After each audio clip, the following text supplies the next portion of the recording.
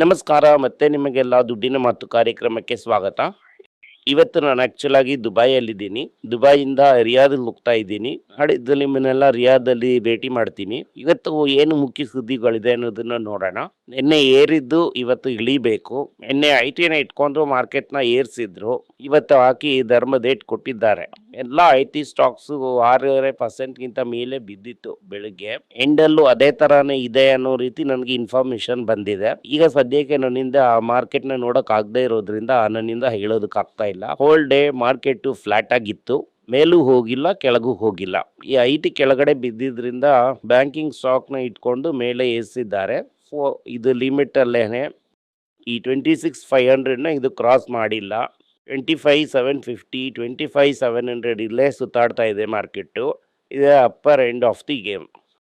So budget ಫಾಲಿಂದ ಇದು 700 point ಮೇಲೆ ಏರಿದೆ.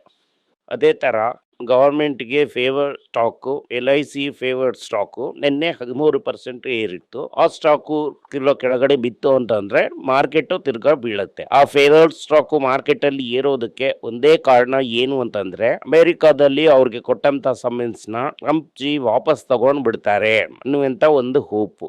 ಅಮೆರಿಕನ್ ಡೀಲ್ ಇಂದ ನಿನ್ನೆ ಹಲವು ಸ್ಟಾಕ್ದು ಬೆಲೆ ಏರ್ತು. ಡೀಲ್ ಏನು ಅಂತ ಅನ್ನೋದು ಪಿಯೂಷ್ ಗೋಯಲ್ ಇಂದಾನು ಹೇಳೋದಕ್ಕಾಗಲಿಲ್ಲ. ನಾನು ಟಿವಿನಲ್ಲಿ ಇದ್ದೆ, ನ್ಯಾಷನಲ್ ಟಿವಿನಲ್ಲಿ, ಅವರಿಂದ ಕೂಡ ಹೇಳೋದಕ್ಕಾಗಲಿಲ್ಲ. ಅಮೆರಿಕನ್ ರೆಪ್ರೆಸೆಂಟೇಟಿವ್ಸ್ ಇಬ್ರು ಬಂದಿದ್ರು. ಅವರು ಏನು ಹೇಳಿದ್ರು ಅಂತಂದ್ರೆ, ಟ್ರಂಪ್ ಇವತ್ತು ಡೀಲ್ ಇದೆ ಅಂತಾರೆ, ನಾಳೆ ಡೀಲ್ ಇಲ್ಲ ಅಂತ ಹೇಳ್ಬಿಡ್ತಾರೆ. ಸೌತ್ ಕೊರಿಯಾದಲ್ಲಿ ಅದನ್ನೇ ಮಾಡಿದ್ರು. $500 ಬಿಲಿಯನ್ ಬಗ್ಗೆ ಕ್ಲಾರಿಟಿ ಇಲ್ಲ ಅಂದಾಗ ರೇಟನ್ನ ಏರಿಸ್ಬಿಟ್ರು. ನಮಗೂ ಆ $500 ಬಿಲಿಯನ್ ಇದೆ. ಒಂದು ವರ್ಷದಲ್ಲಿ ಡೆಫಿನೆಟ್ ಆಗಿ ಇಂಡಿಯಾಗಿಂದ $500 ಬಿಲಿಯನ್ ಹಾಕೋದಕ್ಕಾಗಲ್ಲ. So there is a lot of ambiguity in deal. ಅದೇ ತರ ರಷ್ಯನ್ ಆಯಿಲ್ನ ನಮ್ಮಿಂದ ನಿಲ್ಸೋದಕ್ಕಾಗಲ್ಲ. ಆಗ ಆ 25% ಟ್ಯಾಕ್ಸ್ ಏನಾಗುತ್ತೆ? ರಷ್ಯನ್ ಸ್ಲೋಲಿ ಟೇಪರ್ ಅಂದ್ರೆ ಎಷ್ಟು ದಿನದಲ್ಲಿ ಟೇಪರ್ ಮಾಡ್ತಾರೆ. ಈ ರಾಸನ್ ಸಾಫ್ಟ್ ಅನ್ನುವಂತ ನಮ್ಮ ಮೇನ್ ರಿಫೈನರಿ ಒಂದಿದೆ. SR ರಿಫೈನರಿನ ನಾವು ರಾಸನ್ ಸಾಫ್ಟ್ಗೆ ಮಾರಿದ್ವಿ. ಆ ರಿಫೈನರಿ ಗತಿ ಏನಾಗುತ್ತೆ ಅನ್ನುವಂಥದ್ದು ಕೂಡ ಇದೆ. ಇದೆಲ್ಲಾನು ಜನರಲ್ ಆಗಿ ಮಾರ್ಕೆಟ್ ಅಲ್ಲಿ ಪ್ರೆಷರ್ನ ಕೊಡುತ್ತೆ. ನಿನ್ನೆ US ಅಲ್ಲಿ ಎಲ್ಲ ಸ್ಟಾಕು ಬಿತ್ತು. ನ್ಯಾಸ್ಡಾಗು 1.5% ಬಿತ್ತು. ಯಾಕಂದ್ರೆ ಅಂತ ಹೇಳ್ತಾ ಇದ್ದಾರೆ. ಇದನ್ನ ನಾವು ಈ ಮಾರ್ಕೆಟ್ ಫಾರೆನ್ಸ್ ಅಲ್ಲಿ ಮೈಂಡ್ ಡ್ರೈವಿಂಗ್ ಅಂತ ಹೇಳ್ತೀವಿ. ಅಂತಂದ್ರೆ ಏನಂದ್ರೆ, ಮಿರರ್ ಅಲ್ಲಿ ಏನಾದ್ರು ನೋಡಿದ್ಮೇಲೆ ಇದೇ ಕಾರಣ ಆಗಿರಬಹುದೇನೋ ಅಂತ ನಾವೇ ಅಲ್ಲಿ ಹೇಳ್ತೀವಿ. ನಿನ್ನೆ ನ್ಯಾಸ್ಡಾಗ್ ಬಿದ್ದಿದ್ದಕ್ಕೆ ಕಾರಣ ಆ್ಯಡ್ ಟು ದ ಮಾರ್ಕೆಟ್ ಅಂದ್ರೆ ಆಂಥಲ್ಪಿ ಅನ್ನುವಂಥ ಕಂಪನಿ ಒಂದು high tech vehicle services A2 launch ಮಾಡಿದ್ದಾರೆ. ಇದರಿಂದ ತುಂಬಾ IT ಕಂಪನಿ, ಸರ್ವಿಸಸ್ ಕಂಪನಿಗೆ ವ್ಯಾಪಾರ ಕಡಿಮೆ ಆಗುತ್ತೆ. ಆದ್ರಿಂದ ಕಂಪನಿಗಳನ್ನೆಲ್ಲ ಮುಚ್ಚಲಾಗುತ್ತೆ ಅನ್ನುವಂತ ಒಂದು ರೂಮರ್. ಅದಕ್ಕೆ ಮುಂದಿನ ವಾರ ನೀವು ನೋಟಿಸ್ ಮಾಡಿರೋದಿಲ್ಲ, ಅದಕ್ಕೆ ಹಿಂದಿನ ವಾರ ನೀವು ನೋಟಿಸ್ ಮಾಡಿರೋದಿಲ್ಲ. ಗೂಗಲ್ ಈ 3D ಒಂದು ಸ್ವಿಚ್ ಅಲ್ಲೇ 3D ವರ್ಡ್ ಒಳಗೆ ನೀವು ಹೋಗೋ ತರ ತೋರಿಸಿದ್ರು. ಅದು ಓನ್ಲಿ 2 ಮಿನಿಟ್ ಡೆಮೋ. ಆ ತರ ಡೆಮೋಗೆ ಕೂಡಲೇ ಎಲ್ಲ ಗೇಮಿಂಗ್ ಸ್ಟಾಕು ಕೆಳಗಡೆ ಬಿತ್ತು. ಬಟ್ ನನ್ನ ತಮ್ಮ ಹೇಳಿದ ತರ ಆ ತರ ಫುಲ್ ಆಗಿ ನೀವು ಯಾರು ಬೇಕಾದ್ರೂ ಗೇಮಿಂಗ್ ಮಾಡಬೇಕು ಅಂತಂದ್ರೆ $ಮಿಲಿಯನ್ಸ್ ಖರ್ಚು ಮಾಡಿ ಈ ಡೇಟಾ ಸೆಂಟರ್ಸ್ ಎಲ್ಲ ಖರ್ಚು ಮಾಡ್ಬೇಕಾಗತ್ತೆ. ಅದು ಯೂಸ್ ಮಾಡೋದಕ್ಕೆ ಜನರು ದುಡ್ಡು ಕೊಡ್ತಾರಾ ಅನ್ನೋದು ಗೊತ್ತಿಲ್ಲ. ನೀವೇ ಒಂದು ನೀಜರ್ ರಿಯಾಕ್ಷನ್ ಅಲ್ಲಿ ಗೇಮಿಂಗ್ ಸ್ಟಾಕ್ಸ್ ಎಲ್ಲ ಅಮೆರಿಕಾದಲ್ಲಿ ಬಿತ್ತು. ಆ ತರ ಒಂದು ಗೇಮಿಂಗ್ ಸ್ಟಾಕ್ಸ್ ಎಲ್ಲ ಬಿದ್ದಿದ ತರಾನೇ ಇದೂನು. ಓವರಾಲ್ ಆಗಿ ನೋಡಿದ್ರಿ ಅಂತಂದ್ರೆ ಅಮೆರಿಕಾದಲ್ಲಿ IT ಕಾಂಟ್ರಾಕ್ಟ್ಸ್ ಕಡಿಮೆ ಆಗಿದೆ, ಅದರಿಂದ IT ಸ್ಟಾಕ್ಸ್ ಬಿದ್ದಿದೆ. ಸೊ ಇದೇನೇ ಸುದ್ದಿ. ಅದರಿಂದ ಇವತ್ತು ನೀವು ಒಳ್ಳೆ ಒಳ್ಳೆ ಸ್ಟಾಕ್ಸ್ನ ಕನ್ಸಿಡರ್ ಮಾಡಿರ್ತೀರ ನಮ್ಮ ಪಟಾಕಿ ಹೆಸರಿಂದ. ಝೈರಸ್ ಲೈಫ್ ಸೈನ್ಸಸ್ನ ಸಬ್ಸಿಡ್ರಿ, ಅದು 2 ದಿನದಿಂದ 5% ಬಿದ್ದಿದೆ. ಹೋಗಿ ನೋಡಬೇಡಿ, ಯಾಕಂತಂದ್ರೆ 61 times earnings. Zydus life sciences ಬೇರೆ, ಝೈಡಸ್ ವೆಲ್ನೆಸ್ ಬೇರೆ. ಝೈಡಸ್ ಲೈಫ್ ಸೈನ್ಸಸ್ 4% ಬಿದ್ದಿಲ್ಲ, ಬಿದ್ದಿದ್ದು ಝೈಡಸ್ ವೆಲ್ನೆಸ್. ಈಗ ಊರಿಂದ ಬಂದು ಏನು ರೀಸನ್ ಅನ್ನೋದನ್ನ ನೋಡ್ತೀನಿ. ಸರಿ, ಒಂದು ಸೈಡಲ್ಲಿ ಮಾರ್ಕೆಟು ಢಮಾರ್ ಅಂತ ಬಿದ್ದರೆ ಇನ್ನೊಂದು ಸೈಡಲ್ಲಿ ಎಗರಬೇಕು. ನಾವು ಎಲ್ಲರೂ 2 ದಿನದಿಂದ ಗೋಲ್ಡ್ನ ಮಾರ್ಬಿಡ್ಬೋದಾ? But is the end of the ಗೋಲ್ಡಾ ಅಂತ ನೀವು ಕೇಳಿದಾಗ ನಿಮ್ಮ ಹತ್ರ ನಾನು ಏನು ಹೇಳಿದೆ? ಚೈನಾದವನು ಬ್ರೇಕ್ ಹಾಕಿದ್ದಾನೆ, ರಿವರ್ಸ್ ಆಗುತ್ತೆ ಅಂತ ನಿನ್ನೆ ಹೇಳ್ದೆ. ಇವತ್ತು ಬೆಳಗ್ಗೆ ನಾನು ನೋಡುವಾಗ ಇಂಟ್ರೆಸ್ಟ್ ಬಿಟ್ಟು ಹೊರಡುವಾಗ 5,000 ನಿನ್ನೆ ಕ್ರಾಸ್ ಆಗ್ಬಿಡ್ತು. 22 ಕ್ಯಾರೆಟ್ ಗೋಲ್ಡ್ 14,900 ಅಂತ ಹೇಳ್ತಾ ಇದ್ದಾರೆ. ಅರೌಂಡ್ ಅಬೌಟ್ 15,000 ಹತ್ತತ್ರ ಬಂದಿದೆ. ಈಗ ಅದು 16,000 ದಾಟಿದೆ. ಗೋಲ್ಡ್ಗೆ ನಾನು ಹೇಳಿದ ತರ 12ರಿಂದ 12,500 ರೂಪಾಯಿ ಬೇಸ್ ಆಗಿ ಅದು ರೆಡಿ ಆಗ್ತಾ ಇದೆ. ಈ ಬೇಸ್ ಸ್ಟ್ರೆಂಗ್ ಆಗ್ತಾ ಅದರ ಅಡಿಯಲ್ಲಿ ಇರುವಂತ 10,000 ಬೇಸ್ ಕೂಡ ಭಯಂಕರವಾಗಿ ಸ್ಟ್ರಾಂಗ್ ಆಗಿ ಕಾಂಕ್ರೀಟ್ ತರ ಆಗ್ಬಿಡತ್ತೆ. ಸೊ ಒಂದೊಂದು ಫಾಲು 12-5 ಮಾಡದೇ ಇರೋವರೆಗೂ ಅದು ನಮ್ಗೆ ಒಂದು ಒಳ್ಳೆ ಸ್ಟ್ರಾಂಗ್ ಬೇಸ್. ಬೆಳ್ಳಿ ಭಯಂಕರ ವೊಲಟೈಲ್ ಆಗಿದೆ. ಗೋಲ್ಡ್ ಏರಿದ ತರ ಬೆಳ್ಳಿ ಏರಿಲ್ಲ. ಇದು ಕ್ಲಿಯರ್ ಆಗಿದೆ. ಅದರಿಂದ we cannot take any pets. American deal ಮುಗಿದೋಗುತ್ತೆ ಅಂತ ಜನವರಿ 1ನೇ ತಾರೀಕಿಂದ ಈ ಮೈಕಲ್ ಮನರಾಜನ್ ಸಿನಿಮಾದಲ್ಲಿ ಬರೋ ರೀತಿ ಕತೆ ಕೇಳು ಅಂತ ನಮ್ಗೆ ಹೇಳ್ತಾ ಇದ್ದಾರೆ. ಅವತ್ತು ತೋಳ ಬರುತ್ತೋ ಅವತ್ತೇ ಗೇಮು. ನಾವು ಆದ್ರೆ ಕ್ಲೀನ್ ಆಗಿ ಈ ತರ ಸ್ಟಾಕ್ಸ್ ನ 1-2 ಅಂತ ತಟ್ಟಾನೆ ಇದೀವಿ. ನಮಗೆ ಯಾವತ್ತದು ಬರುತ್ತೋ ಅವತ್ತು ಗೇಮು, ಅವತ್ತು ಅದು ಚೀಪ್ ಆಗಿರುತ್ತೋ ಅವತ್ತು 1-2 ಅಂತ ಅದನ್ನ ಕನ್ಸಿಡರ್ ಮಾಡೋಣ. ಡಾಕ್ಟರ್ ರೆಡ್ಡಿ ಅಂಡ್ ಸಿಪ್ಲಾ ಬಗ್ಗೆ ಏನ್ ಹೇಳಿದ್ದಾರೆ ಅಂದ್ರೆ, ಡಾಕ್ಟರ್ ರೆಡ್ಡಿ ಅಂಡ್ ಸಿಪ್ಲಾ ರೆವೆಲ್ಮೆಂಟ್ ನ ರೀಪ್ಲೇಸ್ ಮಾಡೋದಕ್ಕೆ ಬೇರೆ ಏನಾದ್ರೂ ಹುಡುಕ್ಬೇಕು ಅಂತ ನಾವು ಹೇಳಿದ ತರ 15% ಡೌನ್ ಆಗುತ್ತೆ ಅಂತ ಬೇರೆಯವರೆಲ್ಲ ಹೇಳುವಾಗ ಅದು ಅಷ್ಟೊಂದು ಡೌನ್ ಆಗಿಲ್ಲ ಅಂತ ಒಂದು ಪಾಸಿಟಿವ್ ಸರ್ಪ್ರೈಸ್ ನ ಕೊಡ್ತು. ರೆವೆಲ್ಮೆಂಟ್ಗೆ ಡಾಕ್ಟರ್ ರೆಡ್ಡಿ ಹಲವು ಐಡಿಯಾಸ್ ನ ಇಟ್ಟಿದ್ದಾರೆ. ಇದೇನು ಅರ್ಥ ಮಾಡ್ಕೋಬೇಕು ಅಂತಂದ್ರೆ 1985 ಇಂದ ರೆಡ್ಡಿ ಇದೆ, ಪ್ರಾಫಿಟಬಲ್ ಆಗಿ ನಡೆಸ್ತಾ ಇದ್ದಾರೆ. ಇದಿಲ್ಲ ಅಂತಂದ್ರೆ ಬೇರೆ ಪ್ರಾಡಕ್ಟ್ ಇಟ್ಲಾ ಕೂಡ ಅದೇನೆ. ಇಂಡಿಪೆಂಡೆನ್ಸ್ ಮೂವ್ಮೆಂಟ್ ಟೈಮ್ ಅಲ್ಲಿ ಶುರು ಮಾಡಿದಂತ ಕಂಪನಿ. ಇದರ ಬಗ್ಗೆ ಚಿಂತೆ ಮಾಡೋದು ಬೇಡ. ಯಾಕೋಗೆ ಅಮೆರಿಕಾದಲ್ಲಿ ಒಂದು ಕ್ಯಾನ್ಸರ್ ಡ್ರಗ್ಗೆ ಅಪ್ರೂವಲ್ ಸಿಕ್ಕಿದೆ ಅಂತ ಒಂದು ಸುದ್ದಿ ಬಂದಿದೆ. ಮಾರ್ಕೆಟ್ ಇವತ್ತು ಅದನ್ನ ಪುಷ್ ಅಪ್ ಮಾಡಿರ್ಬೋದು. ಹೀಗೆ ಇದ್ರೂನು ಅದು ಭಯಂಕರ ಕನ್ಸಿಡರೇಷನ್ ರೇಂಜ್ ಅಲ್ಲಿ ಚೀಪ್ ಆಗಿ ಇರೋದ್ರಿಂದ ನಾವು ತಟ್ಟತಾನೆ ಇರೋಣ. ಸಾಲ ಇಲ್ಲದೆ ಇರುವಂತ ಕಂಪನಿ ದಬಾಕೊಳ್ಳಲ್ಲ ಅನ್ನೋದು ನಮ್ಮ ಪ್ರಿನ್ಸಿಪಲ್. ಇದೇ ತರ ನಮ್ಮ ITC ಕೂಡ ತುಂಬಾ ಕನ್ಸಿಡರ್ ಮಾಡುವಂತ ರೇಂಜ್ ಅಲ್ಲೇ ಇದೆ. ಇದು ಓವರ್ ಆಲ್ ಆಗಿ ಇದೇನೆ ನಮ್ಗೆ ಒಳ್ಳೆ ಸುದ್ದಿ.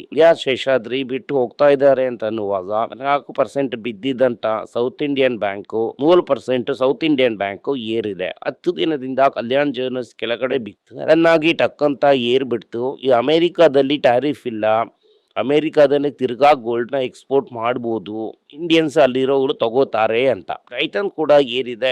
ನಿಮ್ಮ ಹತ್ರ ನಾನು ಏನ್ ಹೇಳಿದೆ, ಟೈಟನ್ ಆಲ್ರೆಡಿ ಬ್ಯಾಕಪ್ ಪ್ಲಾನ್ ಮಾಡಿ ಡಮಾಸ್ ಎನ್ನುವಂತ ಕಂಪನಿಯನ್ನ ತಗೊಂಡಿದ್ದಾರೆ. ಅದರಿಂದ ಟೈಟನ್ಗೆ ಪುಷ್ ಕಮ್ಸ್ ಇಂಡಿಯಾದಿಂದ ತಳ್ಳಬೇಕು ಎನ್ನುವಂತ ಅವಶ್ಯಕತೆ ಇಲ್ಲ, ಬಾಯಿಂದಾನೆ ತಳ್ಳಿಬಿಡ್ತಾರೆ.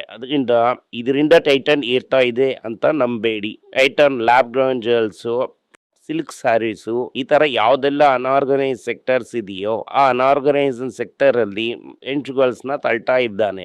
ವಾಚ್ ಅಲ್ಲಿ ಸ್ಟ್ರಾಂಗ್ ಪೊಸಿಷನ್ ಇದೆ. ಕನ್ನಡಕದಲ್ಲಿ ಈಗ ತಾನೇ ನಿಧಾನವಾಗಿ ಇಳಿದು ಹೋಗ್ತಾ ಇದ್ದಾರೆ. ಕನ್ನಡಕ ಅಂತ ಅನ್ನೋದು ವೆರಿ ಹೈ ಮಾರ್ಜಿನ್ ಪ್ರಾಡಕ್ಟ್. ಅದರಲ್ಲಿ ಲೆನ್ಸ್ ಕಾಟನ್ ಮಾಡೋ ತರ ಡಿಸ್ಕೌಂಟ್ ಮಾಡಿ ಮಾಡಬೇಕು ಅನ್ನುವಂತ ಪ್ರೆಷರ್ ಅವರಿಗೆ ಇಲ್ಲ. ಬೈ ಸ್ಟೆಪ್ ಟೆಂಟಕಲ್ ತರ ಈ ಬೋವಾ ಕನ್ಸ್ಟ್ರಕ್ಟರ್ ಹಾವು ಇರೋ ತರ ನಿಧಾನವಾಗಿ ಇಳಿದು ಸರ್ವಾಂಗ್ ಮಾಡ್ತಾ ಇದ್ದಾರೆ.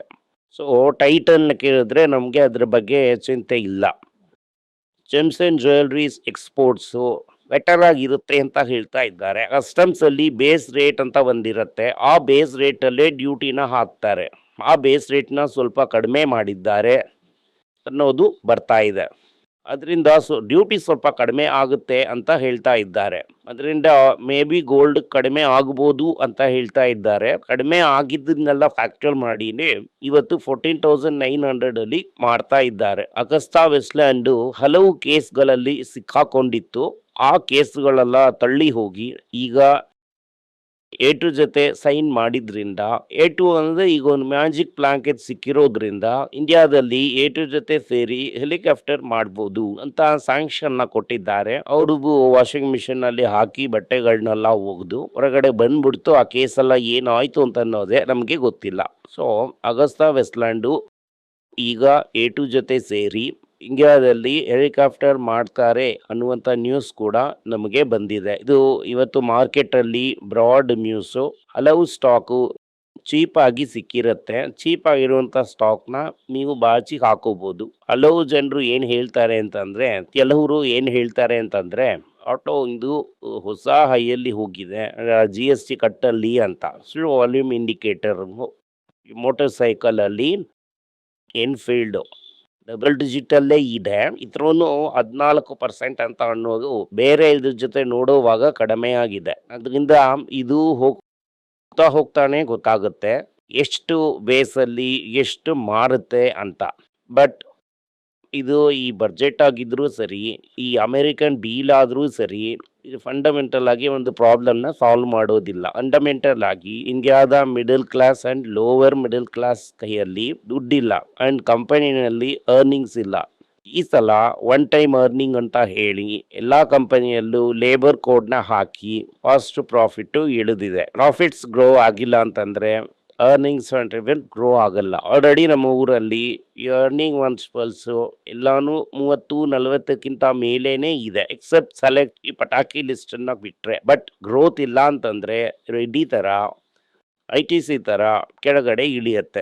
ಅದೆಲ್ಲ ಇಳೀತು ಅಂತಂದ್ರೆ ಪ್ರೆಷರು ಭಯಂಕರವಾಗಿ ಇರುತ್ತೆ. ಪ್ರಶಾಂತ್ ಕುಮಾರ್ ಹೋಗಿ SBI ಯಲ್ಲಿ ಫಾರ್ಮರ್ ಡೈರೆಕ್ಟರ್ ಹೋಗಿ ಎಸ್ ಬ್ಯಾಂಕ್ಗೆ ಹೊಸದಾಗಿ ಒಬ್ಬ ವ್ಯಕ್ತಿಯನ್ನ ಅಪಾಯಿಂಟ್ ಮಾಡಿದ್ದಾರೆ 3 ವರ್ಷಕ್ಕೆ. ಅವ್ರನ್ನು ಯಾವ ರೀತಿಯ ವ್ಯಕ್ತಿ ಅಂತ ಅನ್ನೋದು ನನಗೆ ಗೊತ್ತಿಲ್ಲ. ಹಾಗೆ ಬಂದ್ಮೇಲೆ ತಿರ್ಗಾ ಅವ್ರು ಯಾವ ರೀತಿಯ ವ್ಯಕ್ತಿ, ಏನ್ ಮಾಡ್ತಾರೆ, ಅಲ್ಲಿಂದ ಬಂದಿದ್ದಾರೆ ಅನ್ನೋದನ್ನ ನನ್ನಿಂದ ಹೇಳೋದಕ್ಕಾಗತ್ತೆ. ಬಟ್ ಎಸ್ ಬ್ಯಾಂಕ್ಗೆ ಹೊಸ ಡೈರೆಕ್ಟರ್ನ ಹಾಕಿದ್ದಾರೆ. ಸೊ ನಮಗೆ ಗೋಲ್ಡಲ್ಲಿ ರಿಲೀಫು, ಸ್ಟಾಕ್ಸಲ್ಲೂ ರಿಲೀಫು, ಪಟಾಕಿ ಲಿಸ್ಟು ಇದೆ. ನಮಗೆ ಓವರ್ ಆಲ್ ಆಗಿ ಎಲ್ಲಾನು ಒಳ್ಳೆ ಪೊಸಿಷನ್ನಲ್ಲಿ ಇದೆ. ಏನಾಗುತ್ತೆ ಅನ್ನೋದನ್ನ ಕಾದಿದ್ದಿ ನೋಡೋಣ. ಗೋಲ್ಡು $5,080 ವರೆಗೂ ಟ್ರೇಡ್ ಆಯಿತು. ಇದು ಮೈನ್ ಆಗಿ ಚೈನಾದಲ್ಲಿ ಬೈಯಿಂಗ್ ಶುರು ಮಾಡಿದ್ದಾರೆ ಅಂತ ಅನ್ಸುತ್ತೆ. ಸೆಂಟ್ರಲ್ ಬ್ಯಾಂಕ್ಸ್ ಬೈ ಮಾಡ್ತಾ ಇದ್ದಾರೆ ಅಂತ ಎದುರು ನೋಡಲ್ಪಡ್ತಿದೆ. ಇನ್ನೂ ಕನ್ಫರ್ಮೇಶನ್ ಇಲ್ಲ. ಕೆಲವು ರಿಪೋರ್ಟ್ಸ್ ಏನ್ ಹೇಳುತ್ತೆ ಅಂತಂದ್ರೆ ಟೈಟಾನ್ ಕಲ್ಯಾಣ್ 20% ಏರುತ್ತೆ. ಫಂಡಮೆಂಟಲ್ ಆಗಿ ಕಲ್ಯಾಣಲ್ಲಿ ಏನು ಬದಲಾಗಿಲ್ಲ. ಬಟ್ ಈಗ ತುಂಬಾ ಲೋ ಇಂದ ಜಂಪ್ ಆಗೋದಕ್ಕೆ ಚಾನ್ಸಸ್ ಇದೆ. ಧನ್ಯವಾದಗಳು. ಈ ವಿಡಿಯೋ ನಿಮಗೆ ಇಷ್ಟ ಆಗಿದ್ರೆ ವಿಡಿಯೋನ ಲೈಕ್ ಮಾಡಿ, ನಮ್ಮ ಚಾನೆಲ್ನ ಸಬ್ಸ್ಕ್ರೈಬ್ ಮಾಡಿ, ಬೆಲ್ ನೋಟಿಫಿಕೇಶನ್ ತಟ್ಟಿ. ಈ ವಿಡಿಯೋನ ಸಾಧ್ಯ ಆದರೆ ನಿಮ್ಮ ಸಂಬಂಧಿಕರಿಗೂ ಸ್ನೇಹಿತರಿಗೂ ಕಳಿಸಿ, ಅವ್ರಿಗೆ ನೋಡೋದಕ್ಕೆ ಹೇಳಿ. ಧನ್ಯವಾದಗಳು.